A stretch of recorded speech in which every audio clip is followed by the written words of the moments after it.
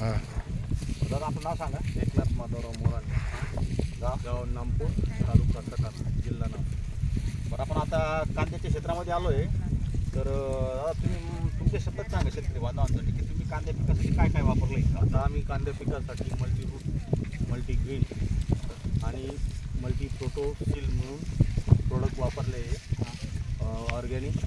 बरोबर, ते प्रोडक्ट वापरल्यानंतर हे तुम्हाला दिसतंय क्षेत्राचा कांदा एकदम चांगली साईज, पात वगैरे आज काढणीला आला आहे तरी पातीची साईज वगैरे पाहून घ्या आणि तुम्ही पण याचा वापर करा. एक वेळेस वापरून पहा, तुम्हाला रिझल्ट भेटला तर ठीक.